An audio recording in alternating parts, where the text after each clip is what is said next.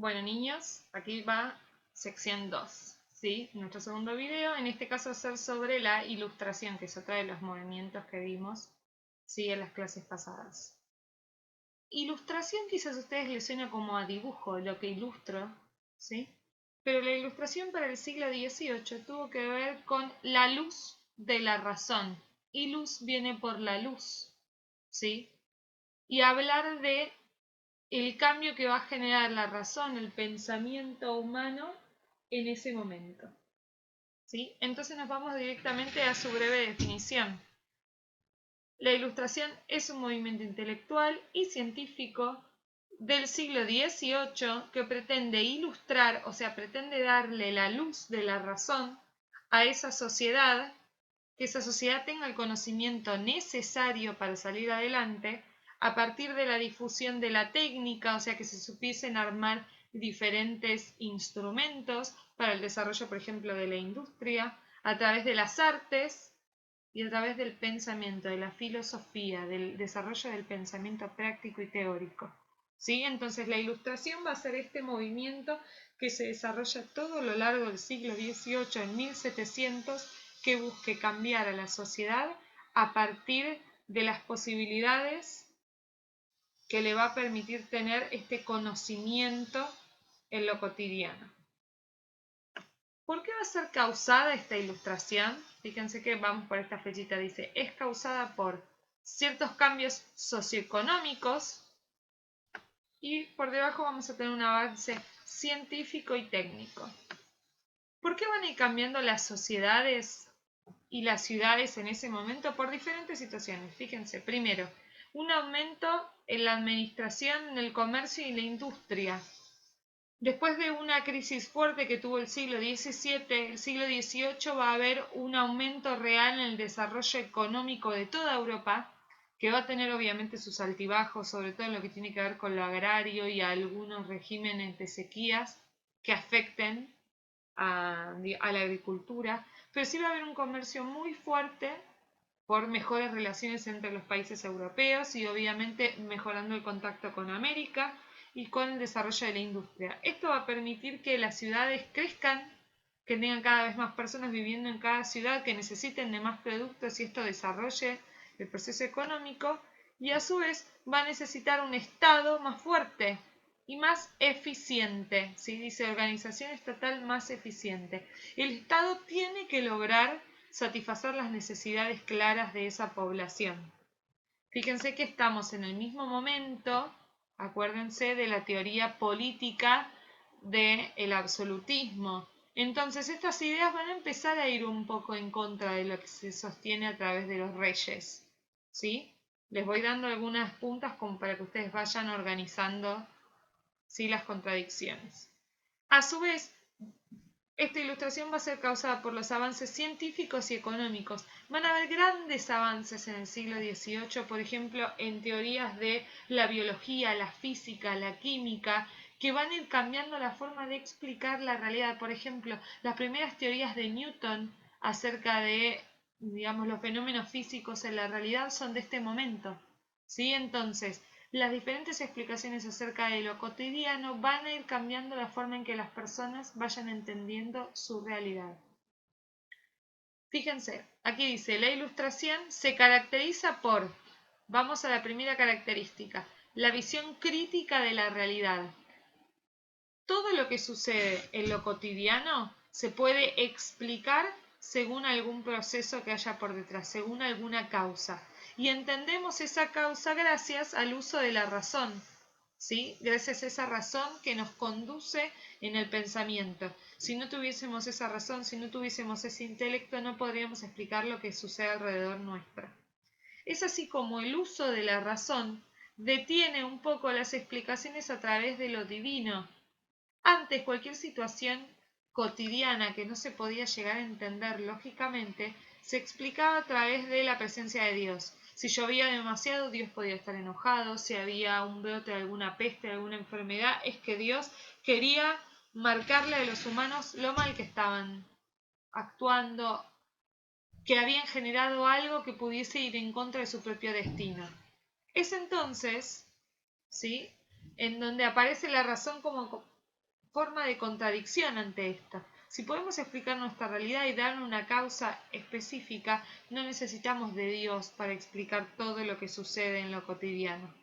¿Sí? No necesitamos de Dios para explicar todo lo que sucede en lo cotidiano. También otra de las características principales entiende a la historia como el devenir de lo cotidiano de las personas, la historia personal, la vida del hombre, como un progreso. Cada día que vivimos uno tras otro es una mejora real en las posibilidades de la persona. Que esto va muy en contra de lo que se sostenía hasta ese momento en la sociedad. ¿Por qué? El que nacía en un estrato social, en un grupo social, moría en ese mismo grupo social. No se podía pensar en, no sé, ganar la lotería, mejorar en un trabajo y a partir de eso vivir de otra manera. Al contrario, era como que quedábamos atrapados como si fuese en una red que nos sostenía siempre en el mismo lugar. En cambio, con este nuevo pensamiento, esta nueva visión, se empezaba a pensar que podría haber algún cambio y que en lo cotidiano la vida de las personas podían cambiar para esto. Si la persona podía cambiar, podía correrse de lugar, podía vivir de otra manera, era libre. ¿Sí? Tenía libertad. Y esa libertad se tenía que demostrar también en lo político, cosa que acuérdense chicos que hasta ese momento no se estaba dando. No había libertad en lo político, porque en lo político solamente gobernaban los monarcas ilustrados, los absolutistas. O sea, no había posibilidad de desarrollarse desde lo político, de que hubiera, no sé, presidentes, candidatos, campañas, plataformas. Nada de eso era claro, nada de eso existía en ese momento, porque solo había reyes que designaban lo que debía generar y lo que debía hacer el resto de la sociedad. Todos estos puntos que fuimos viendo, la visión crítica de la realidad, el uso de la razón, el rechazo de la revelación divina y la tradición, la historia como progreso, la libertad y el reformismo político moderado, van a ser ideas que vayan en contra con las ideas anteriores, las del antiguo régimen, las ideas de la sociedad del absolutismo. La sociedad del absolutismo para los franceses siempre fue denominada como el ancien régime, el antiguo régimen. ¿Sí? Todo lo que se vivía en ese momento era denominado como antiguo régimen. Bien, la ilustración obviamente tiene cara, tiene nombres, tiene autores importantes que van a ir generando sus teorías de cambio en ese momento. Van a haber tres facciones o tres grupos claros que desarrollen sus teorías. Los primeros van a ser los pensadores británicos del siglo XVII, fíjense los que inician el proceso, ¿sí? Que van a sostener un proceso político muy importante que va a ser denominado como el contractualismo, que haya un contrato. Estos van a sostener entonces que la sociedad es un contrato voluntario entre individuos, ¿sí? El pueblo y el rey firman un contrato, que es un contrato que es inviolable, por el cual el rey debe gobernar para beneplácito, para lograr la mejora de las condiciones de vida de las personas, de sus súbditos. Si en algún momento eso se corta, eso se rompe, el pueblo puede decidir buscar un nuevo monarca. Piensen que esto es súper revolucionario en comparación con lo que se sostenía previamente con el absolutismo. Es totalmente distinto pensarlo desde este lugar. Por lo tanto, se sostiene que este contrato, este contractualismo, esta forma de ejercer la política va a generar un mejor sistema político que proporcione felicidad a un mayor número de individuos. ¿Sí? Pudiendo ser la monarquía absoluta según Hobbes. Claramente la monarquía absoluta nosotros ya conocemos que no era un buen sistema de generación de esta felicidad de los individuos porque el poder político no estaba en los individuos sino estaba solamente en el rey. Igualmente Hobbes lo postuló en este momento como si fuese un camino de felicidad. Ya sabemos que en los papeles que eso no fue de esta manera. O como la monarquía limitada, o sea, Locke, ¿sí? John Locke, un aristócrata inglés muy importante, un pensador muy importante de lo que va a ser el republicanismo y el liberalismo inglés, va a sostener lo siguiente, que se puede encontrar una forma de poder por la cual el rey no pierda su lugar dentro del ejercicio político, pero que esté frenado ante el tipo de políticas que puede tomar con sus ciudadanos. No puede hacer cualquier cosa, decidir cualquier cosa sobre sus ciudadanos. Solo debe actuar para buscar la felicidad de los mismos. ¿Sí? Y esta monarquía limitada, ¿cómo se va a limitar a este rey? A través de que tengan los diferentes poderes, ¿sí? Que esté el poder legislativo, el poder ejecutivo y el judicial. Cada uno de estos poderes va a ir limitando un poco la mirada del rey sobre estos espacios. Esta va a ser la tendencia que recién acabamos de explicar, va a ser la tendencia de los pensadores británicos. Después podemos guiarnos por lo que fueron los pensadores franceses del siglo XVIII. Estos fueron del 1600. Aquí nos vamos al 1700. Como principales pensadores los vamos a tener a tres, que ustedes seguramente los hayan escuchado varias veces, los hayan visto también en las lecturas que les di en estos últimos tiempos, que son Montesquieu, Voltaire y Rousseau. Montesquieu, que en realidad su nombre es como así como larguísimo, porque era un varón de una ciudad determinada, entonces se llamaba Jean-Jacques Barón de Montesquieu. ¿Sí? La ciudad, la región que él controlaba como aristócrata era Montesquieu, por eso toma este nombre. ¿Sí? Un aristócrata muy importante, pero que a su vez en su posición privilegiada empieza a pensar cómo tiene que vivir el resto de la sociedad y cómo se tiene que vivir en adelante. Era un visionario a partir de esto. Y va a plantear que la única manera en que se pueda generar un control específico del poder para ir en contra de los desmanes que se hacían desde el absolutismo iba a ser a través de la división de poderes, que haya un poder ejecutivo, un legislativo y un judicial. ¿Sí? A través de esta división de poderes es que se iba a poder controlar el desarrollo, ¿sí?, del poder cotidiano en contra de las decisiones de los monarcas absolutos. Como segundo pensador muy representativo de la tendencia francesa lo tenemos a Voltaire, ¿sí?, que va a plantear algo que es totalmente necesario para ese momento, que va en contra obviamente también de lo que se sostenía desde el absolutismo político, que va a ser la libertad política, o sea, permitir que cualquiera tuviese una expresión política para plantear en esa sociedad, y a su vez la tolerancia religiosa, que era una cuestión muy difícil de plantear también en la Francia de la época. No había posibilidades de expresarse de manera abierta acerca de su religión sin tener represalias por esto. Y por último, ¿sí?, sería por último, pero no el peor, sino creo que el mejor, a partir de su desarrollo teórico y por todo lo que va a aportar en el proceso ilustrado de Francia, es Rousseau. Rousseau va a implementar uno de los conceptos que hasta el día de hoy seguimos utilizando en el desarrollo político, que va a ser el concepto de la soberanía nacional. ¿Sí? En realidad él lo va a plantear como soberanía popular. En su obra lo va a plantear como soberanía popular. ¿Qué quiere decir esto? El poder del pueblo, ¿sí?, el poder que tiene cada uno de esos ciudadanos de un territorio, ¿sí?, se puede acumular y ese pueblo lo puede delegar, o sea, se lo puede dar a cuidar, a representar, a obtener a este representante, y ese representante puede llegar a ser un rey, un príncipe, después puede haber sido un presidente, un primer ministro, pero que siempre vayan a favor de lo que quiere ese pueblo.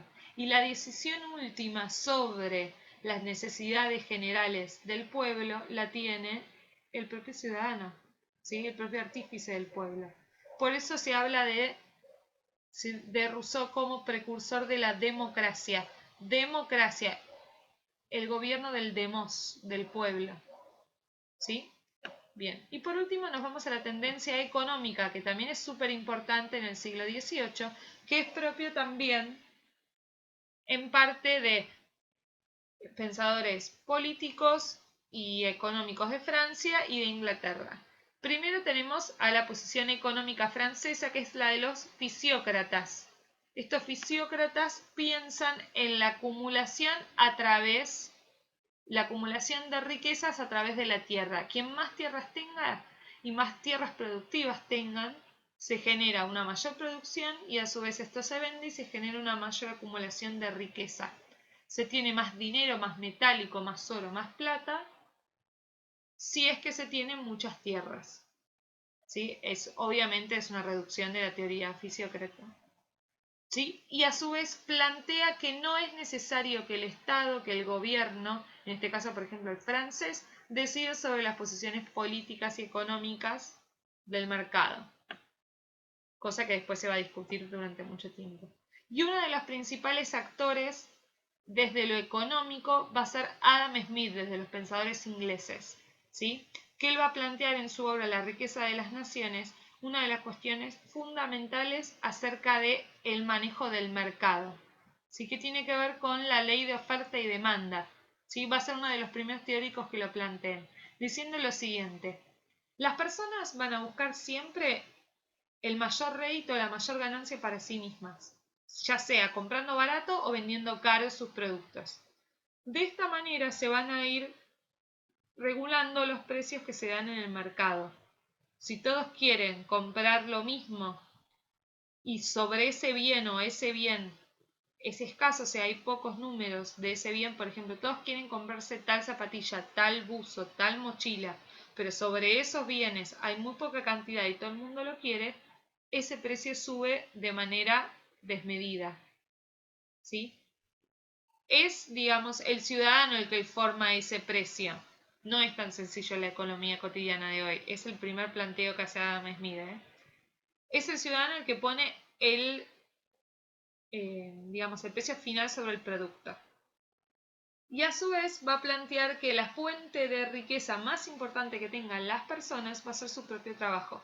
El trabajo individual es el que genera la fuente de trabajo. Perdón, el valor individual, la ganancia individual es el que genera la fuente de trabajo. Va a empezar a cambiar la posición de los obreros a nivel, ¿sí?, del desarrollo económico de ese momento. Bueno, espero que les haya cerrado también el tema de la ilustración y que lo puedan ir conectando como este proceso ideológico que va a empezar a cuestionar lo que sucedía con el absolutismo monárquico, ¿sí? Y a su vez le va a dar la fundamentación al proceso técnico que viene en adelante, que va a ser la Revolución Francesa, ¿sí? Y la Revolución Industrial. O sea, fíjense cómo están interconectados todos los temas que vimos. La ilustración es la crítica ideológica y filosófica al absolutismo y es el fundamento de los procesos de la Revolución Industrial y la Revolución Francesa. Espero lo hayan entendido. Si tienen alguna preguntita, me la hacen por el modo. Gracias.